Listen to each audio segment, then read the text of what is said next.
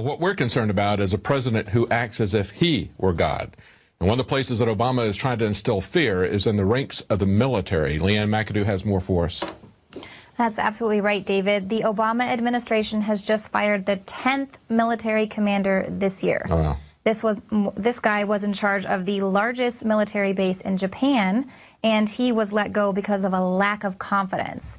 That was all the details they had given there. So. That's not very specific. Yeah, exactly. And they're not going to release further because there was no findings that he had any criminal misconduct. So that's kind of where they're leaving it. But basically, we're definitely seeing that he is purging the military of anyone who does not go along with his communist agenda. Anyone who questions the official line that he's given to the American people and the media. Of the 9 others that were fired, 3 of those generals were either critical of or directly involved with the scandal that happened in Benghazi. In one case, the U.S. Army General Ham, he was commanding the U.S. African Command when the consulate was attacked.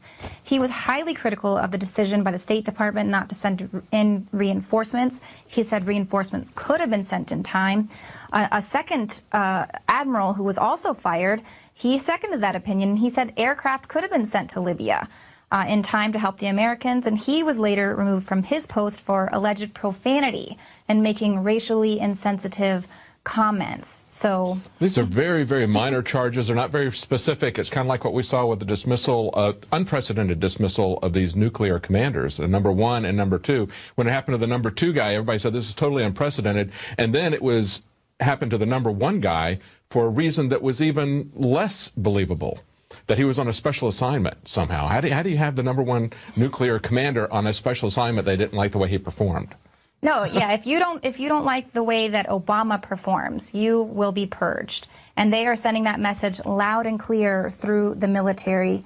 But what we're seeing here is that people who are loyal to the Constitution, the military and our veterans, people who have sworn an oath to uphold the Constitution, those people are being relieved of duty. The people who are being replaced are people who are loyal to the president and loyal to Obama. That's very troubling, because it's not just an issue. We want civilian control of the military, but we want civilian control by people who have taken an oath to defend the Constitution and really mean it. And, of course, we don't find anybody like that in Washington much, right? Exactly. It's not just the president. It's pretty much pervasive with everybody. They take these oaths, but they really don't really believe them, don't follow through on them. Right, and Obama really takes advantage of the fact that the military adheres to that constitutional requirement to have a civilian leadership over the military. But he is no civilian. He's a tyrant. He acts like a tyrant, and he is bought and paid for by the New World Order. So we see that Obama has no problem firing high-ranking officials in the military, but he won't go after his own officials in his administration and investigate Benghazi.